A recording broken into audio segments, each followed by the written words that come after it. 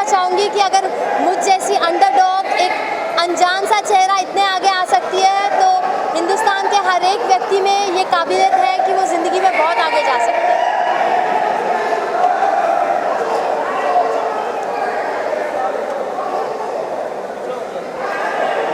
यार मेरे बंदे को भेज दो Sanjay, but he should not get affected by the crowd. या संजय,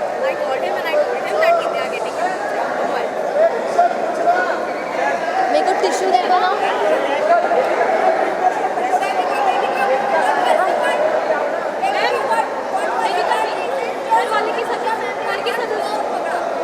क्या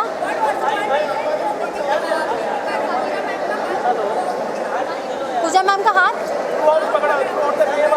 मुझे उस गेम में सही मार्गदर्शन चाहिए था, सही दिशा चाहिए थी, और उनके साथ मैं सोच कर नहीं आई थी कि मैं दोस्त बनाऊंगी और ऐसे दोस्त बनाऊंगी या किसी से मार्गदर्शन दूंगी। मैं यही सोच के आई थी कि मैंने यही सोचा था कि मैं एक लोन वुल्फ हूँ, और पूजा मैम की भी वही साइकोलॉजी थी, तो हम काफ़ी इजीली कनेक्ट कर पाए। और धीरे धीरे मैंने रियलाइज़ किया कि अगर मैं उनके फुटस्टेप्स पर चलूँगी तो मेरे लिए बेहतर होगा, ना ही गेम में बल्कि पूरी ज़िंदगी में।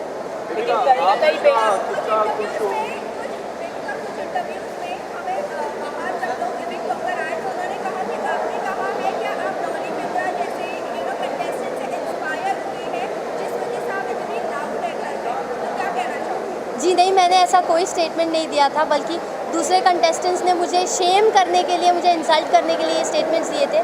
तो डॉली बिंद्रा ऑफ कोर्स बहुत ही आउटस्टैंडिंग पर्सनालिटी रही है बिग बॉस की हिस्ट्री में। उनके सीज़न का विनर कौन था शायद मुझे याद नहीं, बट डॉली बिंद्रा ज़रूर याद है। तो मैं ये नहीं कहूँगी कि मैंने ऐसी कोई स्टेटमेंट पास की थी या मेरे माइंड में था, बट हाँ, दूसरे कंटेस्टेंट्स ने मुझे शेम करने के इंटेंशन से छेड़ना शुरू कर दिया था और नाम लेना शुरू कर दिया था। But I have immense respect for the seniors of the show और जो भी एक्स कंटेस्टेंट्स रहे, तो मैंने ऐसी कोई स्टेटमेंट पास नहीं की। जर्नी को काफ़ी यूज किया आपने देखा है, और क्या आपको लगता है वो एज अ विनर अगर एल्विश नहीं आते, कभी भी वाइल्ड कार्ड नहीं होते, तो वो as a winner perfect candidate थे, आपको लगता है ये?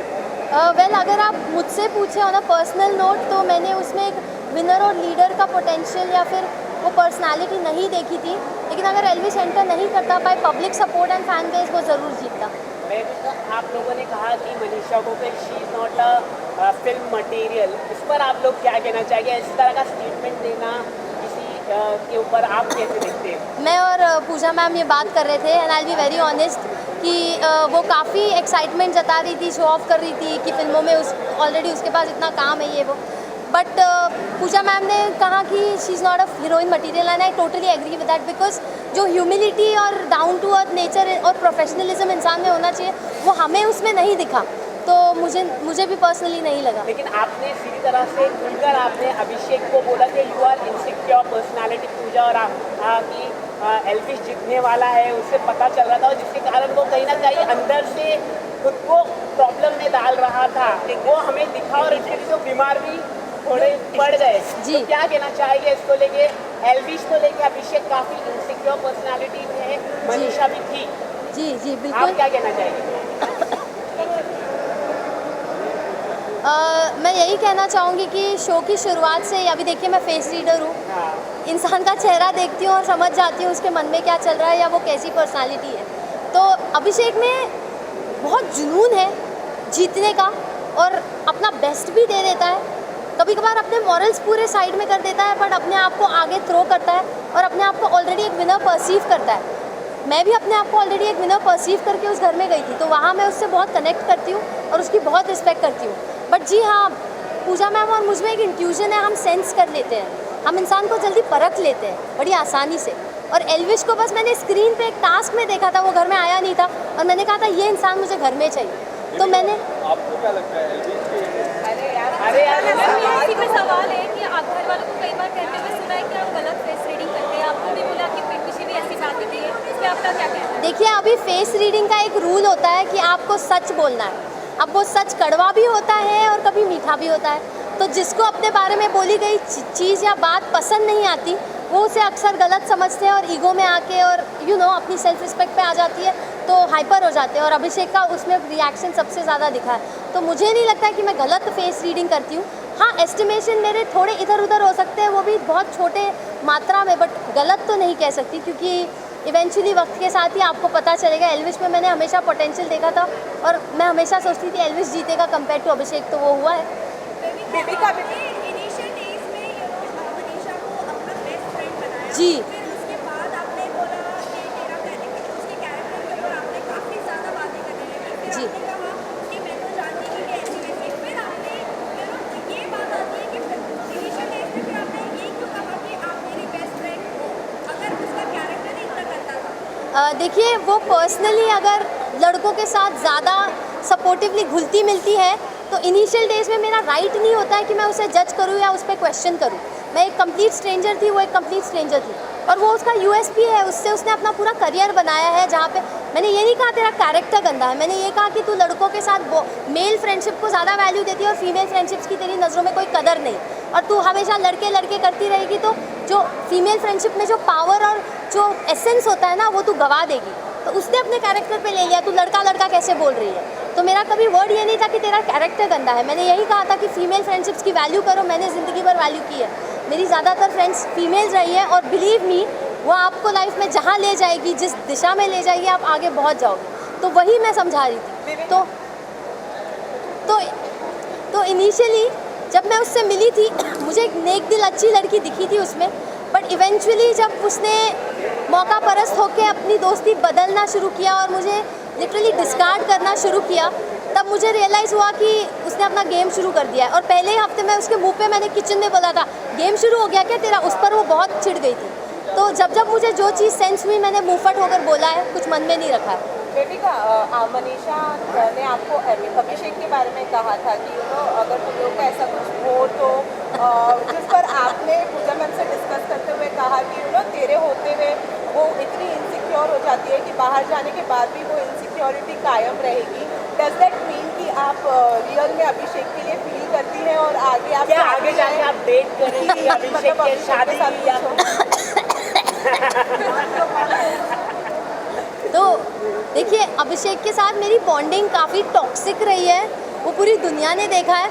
और अभिषेक की जो पर्सनालिटी है ना, वो इतना डोमिनेंट, इतना एग्रेसिव और ओपिनियनेटेड है, और मैं भी डोमिनेंट, एग्रेसिव और ओपिनियनेटेड है, उसमें मुझे बहुत सिमिलैरिटीज़ है।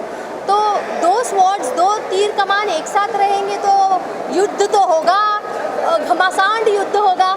तो अगर वो उस युद्ध के लिए तैयार होता तो वो मुझे अप्रोच करता, बट ऐसे मर्दों को ना अक्सर वो चुपचाप रहने वाली, थोड़ी मंद बुद्धि सी, थोड़ी शांत स्वभाव की, थोड़ी हाँ में हाँ मिलाने वाली लड़कियां पसंद आती हैं। तो मुझे नहीं लगता मैं किसी को पसंद आऊँगी जो ऐसे मर्द होते हैं। मुझे नहीं लगता मैं अभिषेक को पसंद हूँ, तो उस एंगल में मैंने कभी सोचा नहीं है। मैम, एल्विश ने आपको काफ़ी माफ़ी भी मांगी, लेकिन आप मतलब नहीं रही, लेकिन आपने माफ़ी नहीं दी। ऐसा क्यों आपने, मतलब आपको वैसे दिखती नहीं है यहाँ पर, लेकिन आपने अंदर माफ़ी नहीं दी। और आपके नेचर और के आने के बाद बहुत शांत हुआ, क्या वजह है? देखिए, एल्विश ने पहली बार में ही मुझे देख के कहा था ये ढीठ है। तो अगर मैंने एल्विश को परखा था, उसने भी मुझे कहीं परखा था कि मैं ढीठ हूँ, तो उसने काफ़ी हद तक माफ़ी मांगी थी। लेकिन प्रॉब्लम ये थी ना, जब मैं किसी का बर्ताव दोहराते हुए देखती हूँ तो मुझे वो गलती नहीं, मुझे वो उनकी आदत या फितरत नज़र आती है। और एल्विश का वही रूप अविनाश के सामने भी बार बार निकल के आ रहा था झगड़ों में। तो वहाँ पे मेरा एक सेंस ऑफ गार्ड ऊपर हो गया और ट्रस्ट इश्यूज़ बिल्ड हो रहे थे। बट सलमान सर ने जब हमें समझाया, मैं सलमान सर की सुनती थी, मेरे डैड की और पूजा मैम की, तो सर ने बहुत ही अहम बात बोली कि बेबिका को इतनी गलतियों के लिए सबने माफ़ किया, बट उसकी अकड़ देखो, वो किसी को माफ़ नहीं करती। वो बात मुझे दिल पे हिट हो गई और मैंने रियलाइज़ किया, हाँ, इस घर में मैंने क्या कुछ किया है, किसी का दिल तोड़ा है, किसी को मुँहफट होकर बहुत कुछ बोला है, मेरी ज़बान को कैची माना जाता था घर में। तो सच में लोगों ने मुझे माफ़ किया, बट मैं जब किसी को माफ़ करने पे उतर रही हूँ तो मुझ में क्यों इतना ढीठपन आ रहा है। तो सर ने बहुत ऑन पॉइंट बात बोली और वो सीधा मुझे दिल पर रियलाइज़ हुई। तो तब जाके मैंने सोचा कि नहीं यार, अब मुझे इतना मीन और इतना ढीठ नहीं बनना चाहिए। और आपने सलमान सर के साथ हर हफ्ते आप गए, हाँ। तो सलमान सर के फेस रीडिंग करके उनकी शादी कब होगी ये बता दीजिए आप। बता दीजिए अभी। देखिए, सलमान सर को ना एक गृहिणी की ज़रूरत है, तो उन्हें जिस दिन वो गृहिणी, वो नेक दिल औरत मिल जाएगी जो उनके माँ के दिल में जगह बना पाएगी, उस दिन वो ज़रूर शादी करेंगे। लेकिन वो इस इच्छा को अंदर रखते हैं, जाहिर नहीं करते। तो अब वो सलमान सर है भाई, वो भगवान है, वो मेरे गॉडफादर रहे। उन्होंने कितनी बार मेरे लिए शो में स्टैंड लिया है। जैड का इशू हुआ तब स्टैंड लिया, एल्विश का इशू हुआ तब स्टैंड लिया। तो उन्होंने मुझे एक फादर फिगर की तरह ऐसे मेरी उंगली उठा के गाइड किया है पूरे शो में।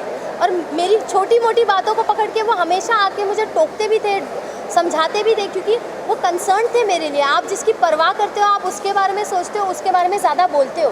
तो मेरे लिए तो वो एक गॉड लाइक फिगर है। कोई डेडलाइन नहीं है शादी की? शादी की कोई डेडलाइन नहीं अरे मैं कैसे दूँ, वो देंगे। Thank you best of luck for future.